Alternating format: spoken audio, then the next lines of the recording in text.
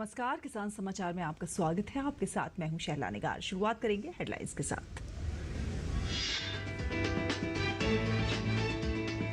धान की अधिक पैदावार के लिए बाढ़ प्रतिरोधी उन्नत किस्म स्वर्णा सब-1 के लिए किसानों को दी गई सलाह। सामान्य स्थिति में 4.5 से 5.5 टन प्रति हेक्टेयर तक की पैदावार देती है धान की ये किस्म। जलमग्नता की स्थिति में 3 से 4 टन प्रति हेक्टेयर की होती है पैदावार। राजस्थान सरकार का खरीफ सीजन की विभिन्न फसलों का उत्पादन बढ़ाने पर जोर। कृषि अधिकारियों द्वारा किसानों को सरकारी योजनाओं सहित फसल उत्पादन की तकनीकों के साथ ही कीट रोगों के प्रबंधन की दी जा रही है जानकारी।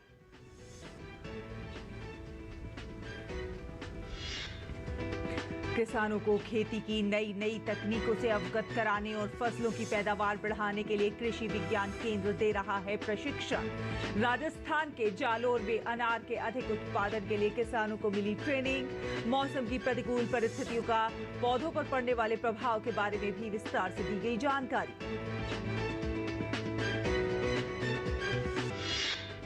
और देश के कई हिस्सों में जारी भीषण गर्मी के बावजूद उत्तराखंड और हिमाचल प्रदेश के कुछ हिस्सों में मौसम ने ली करवट।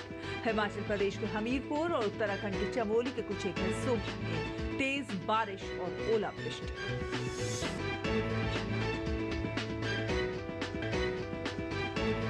और आइए अब खबरों को देखते हैं विस्तार से। आपको बता दें कि भारत में धान खरीफ सीजन की मुख्य फसल होती है और यहां तक कि कई राज्यों में किसान धान की खेती पर ही निर्भर रहते हैं। ऐसे में धान का बम्पर उत्पादन प्राप्त करके किसान अधिक मुनाफा कमा सकें, इसके लिए किसानों को उनके क्षेत्र की जलवायु के अनुसार उन्नत किस्मों का चयन करना जरूरी है। ऐसे में जिन जगहों पर अधिक वर्षा, बाढ़ या फिर जल जमाव की स्थिति रहती है, वहां पर किसान बाढ़ प्रतिरोधी किस्म स्वर्णा सब-1 किस्म का चयन कर सकते हैं। धान की स्वर्णा सब-1 किस्म भी बाढ़ प्रतिरोधी किस्म है।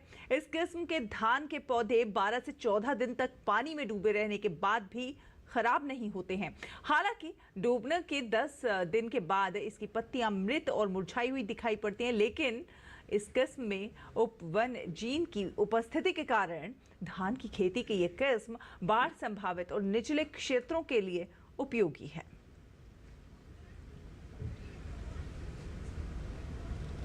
तो ये धान की एक अर्धबोनी किस्म है जिसकी लंबाई 105 से 110 सेंटीमीटर तक की होती है। उस स्वर्णा सब-1 धान की फसल सीधी बुआई करने पर 140 दिनों में और रोपाई करने पर 145 दिनों में पक कर तैयार हो जाती है। इसका दाना मध्यम पतला होता है।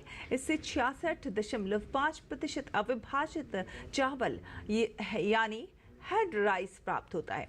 सामान्य स्थिति में धान की ये किस्म 4.5 से 5.5 टन प्रति हेक्टेयर तक की पैदावार होती है। तो वहीं जलमग्नता की स्थिति में 3 से 4 टन प्रति हेक्टेयर तक की उपज देती है। सीधी बुआई के लिए जून महीने का प्रथम पखवाड़ा सबसे उपयुक्त समय है। वहीं रोपाई हेतु पौध तैयार करने में इसके लिए क्यारी में जून के पहले सप्ताह में बुआई करना अच्छा रहता है। वहीं बात की जाए बुआई के लिए बीज दर की, तो किसान सीधी बुआई के लिए 60 से 70 किलोग्राम बीज प्रति हेक्टेयर एवं रोपाई के लिए 25 से 30 किलोग्राम प्रति हेक्टेयर लेना पर्याप्त रहता है। किसानों को खेती की नई तकनीकों से अवगत कराने और फसलों की पैदावार बढ़ाने के लिए कृषि विज्ञान केंद्र के वैज्ञानिकों के द्वारा समय समय पर प्रशिक्षण दिया जाता है। इसी कड़ी में राजस्थान में जालोर जिले के कृषि विज्ञान केंद्र के शवाना के वैज्ञानिकों ने किसानों के खेत पर जाकर अनार की में कटाई छटाई विषय पर प्रशिक्षण आयोजित किया। इस अवसर पर कृषि विज्ञान केंद्र के शवाना के उद्यान वैज्ञानिक डॉक्टर पवन कुमार पारीक ने किसानों को अनार में कटाई छटाई और संधाई का उपयुक्त समय और विधि के बारे में जानकारी दी। केंद्र के मौसम वैज्ञानिक आनंद कुमार ने आगामी दिनों के मौसम की जानकारी के बारे में बताते हुए मौसम की प्रतिकूल परिस्थितियों का पौधों पर पड़ने वाले प्रभाव के बारे में विस्तार से जानकारी दी। उन्होंने किसानों को मौसम कीट संबंध और मौसम पादप रोग संबंध के बारे में भी बताया। केंद्र के शस्य वैज्ञानिक बिरम सिंह गुर्जर ने अनार की जैविक खेती के बारे में विस्तृत जानकारी दी। साथ ही साथ केचुआ खाद बनाने की विधि और अनार में इसकी उपयोगिता के बारे में भी अवगत कराया। प्रशिक्षण के दौरान वैज्ञानिकों ने किसानों की अनाज उत्पादन से संबंधित समस्याओं को सुनते हुए उनका निराकरण भी किया। खरीफ सीजन की विभिन्न फसलों का उत्पादन और उत्पादकता बढ़ाने के उद्देश्य से कृषि विभाग द्वारा ग्रामीण क्षेत्रों में गोष्ठियों का आयोजन किया जा रहा है, जिसमें कृषि अधिकारियों द्वारा किसानों को सरकारी योजनाओं सहित फसल उत्पादन की तकनीकों के साथ ही कीट रोगों के प्रबंध की जानकारी दी जा रही है। इस कड़ी में राजस्थान के दौसा में किसान गोष्ठी का आयोजन किया गया, जिसमें कृषि अधिकारी दौसा अशोक कुमार मीना ने किसानों को कृषि विभाग द्वारा संचालित अनुदान की विभिन्न योजनाओं जैसे कि कांटेदार तारबंदी, फार्म पॉन्ड, सिंचाई पाइपलाइन और कृषि यंत्र, फव्वारा संयंत्र, पॉली हाउस, सोलर संयंत्र, बगीचा स्थापना सहित विभिन्न योजनाओं और सफेद लट नियंत्रण की जानकारी दी गई। उन्होंने बताया कि क्षेत्र में विगत वर्षों में सफेद लट का प्रकोप देखने को मिला था। इस वर्ष आगामी खरीफ सीजन में सफेद लट नियंत्रण को लेकर कृषि विभाग के माध्यम से किसानों को किसान संगोष्ठी के माध्यम से बचाव की तकनीक की सलाह दी जा रही है। दौसा के कृषि अधिकारी अशोक कुमार मीना ने बताया कि किसान सफेद लट नियंत्रण के लिए गर्मी की गहरी जुताई करें ताकि तेज धूप से इसका प्यूपा नष्ट हो जाए और मॉनसून की पहली वर्षा के साथ ही निकलने वाले बीटल्स का नियंत्रण यदि समय पर किया जाए तो सफेद लट का काफी हद तक नियंत्रित किया जा सकता है। इसके अलावा किसान बीज उपचार भी करें। सफेद लट के नियंत्रण के लिए किसान बाजरा फसल में क्लोथिनिडिन 50% और 8 ग्राम प्रति किलोग्राम की दर से बीज उपचार करें। मूंगफली फसल के बीज के उपचार के लिए 2 ग्राम मात्रा प्रति किलोग्राम बीज की दर से बीज उपचार करें। खड़ी फसल में सफेद लट का प्रकोप होने पर किसान फसल बुआई के 21 दिन से पहले इमिडाक्लोप्रिड 17.8% दवाई की 300 मिलीलीटर मात्रा को सूखी मिट्टी में मिलाकर बरसात से पहले छिड़काव करें। और भारत ने न्यूयॉर्क स्थित संयुक्त राष्ट्र मुख्यालय में आयोजित वनों पर संयुक्त राष्ट्र फोरम UNFF के 19वें सत्र में हिस्सा। 1 हेक्टेयर जमीन से 125 से 140 क्विंटल तक हरी पत्तियां ली जा सकती है।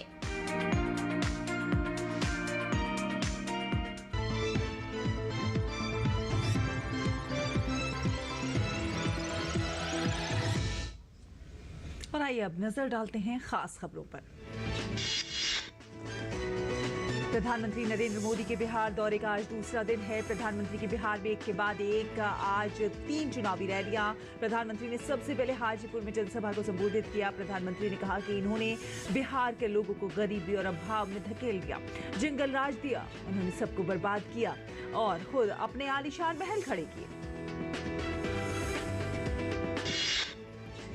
प्रधानमंत्री ने कहा कि बिहार में जंगल राज लाने वाले जिन्हें चारा घोटाले में सजा मिली है, उन्होंने एक बयान दिया कि मुसलमानों को आरक्षण दिया जाना चाहिए, यानी दलितों, पिछड़ों और आदिवासी को मिलने वाला पूरा आरक्षण अब ये मुसलमानों को देना चाहते हैं। इससे पहले प्रधानमंत्री नरेंद्र मोदी ने आज सबसे पहले पटना साहिब गुरुद्वारे में मत्था टेका। प्रधानमंत्री मोदी ने गुरुद्वारा पटना साहिब में सेवा की और लंगर भी परोसा। लोकसभा चुनाव के चौथे चरण के लिए मतदान। इस चरण में 9 राज्य और 1 केंद्र शासित प्रदेश की 96 सीट पर मतदान। इसके लिए 1717 उम्मीदवार चुनाव मैदान में। आज जिन 96 सीटों पर मतदान, उनमें आंध्र प्रदेश की सभी 25 लोकसभा सीटें शामिल हैं। वहीं तेलंगाना की सभी 17 लोकसभा सीटों पर भी इसी चरण में मतदान। उत्तर प्रदेश की 13 सीट, महाराष्ट्र की 11 सीट, पश्चिम बंगाल और मध्य प्रदेश की 8-8 सीट, बिहार की 5 सीट, ओडिशा और झारखंड की 4-4 सीटें, जम्मू कश्मीर और श्रीनगर सीट पर पोलिंग। प्रधानमंत्री नरेंद्र मोदी की सोशल मीडिया प्लेटफॉर्म एक्स पर लोगों से भारी संख्या में मतदान करने की अपील। पूर्व उपराष्ट्रपति एम वेंकैया नायडू और उनकी पत्नी उषा नायडू ने हैदराबाद के जुबली हिल्स में मतदान केंद्र पर अपना वोट डाला।